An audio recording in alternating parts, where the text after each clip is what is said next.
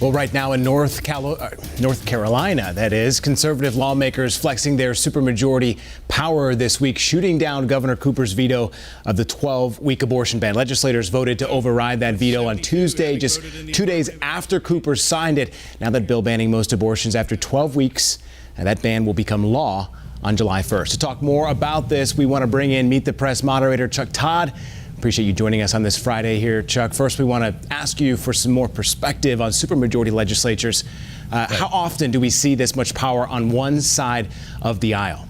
So you see it when there is some, especially if you have the sort of a Democratic governor in a state that either has a strong Republican legislature. Like Kentucky has this. There's a Democratic governor. There's a supermajority legislature. Kansas is close. They don't quite have a supermajority. There's a Democratic governor. Louisiana, similar situation. It was in the reverse in Maryland. You had a Republican governor and a Democratic legislature with a supermajority who would regularly override some vetoes of Hogan's. Gun issues would one of those issues that would happen frequently in Maryland. So this is a situation that does come up, and it's semi-common. These supermajority legislatures, they can be both helpful to a party when they're trying to do something big in a moment, but sometimes governors, if you share the same party as a supermajority, you end up with legislation that maybe you don't want, that goes too far and turns you off from swing voters.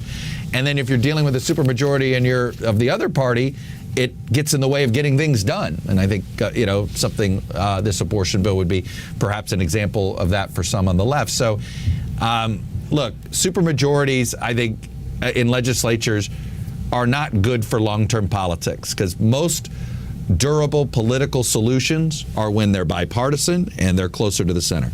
That's what I was going to ask you.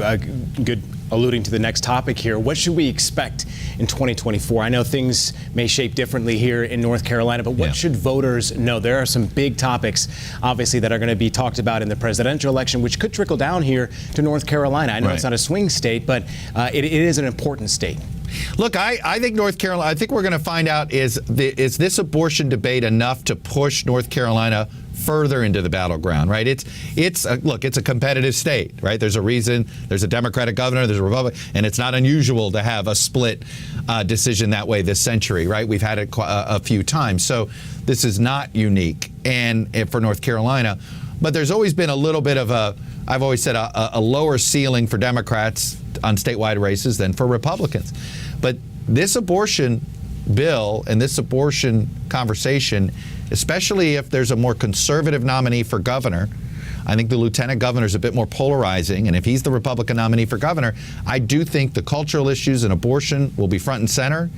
And I'll tell you, North Carolina is not nearly as Republican as Kansas.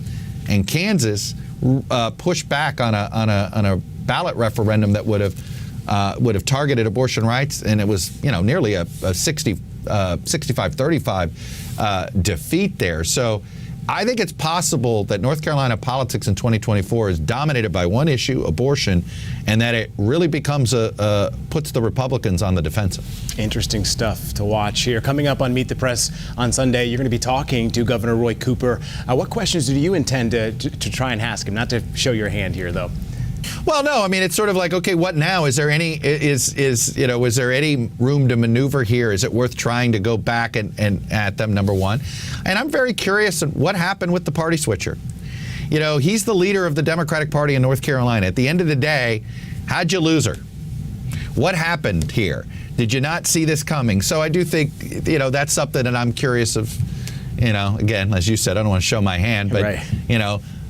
This happened because they had a party switcher. Well, he's the head of the party. What happened? Great questions. All right, Chuck, we appreciate your time here on this Friday. We'll be looking out for more this weekend. All right, we appreciate it. And of course, for more with him, you can see this interview with Governor Cooper this weekend. Be sure to tune in to Meet the Press on Sunday. It starts at 10 a.m. right here on WCNC Charlotte.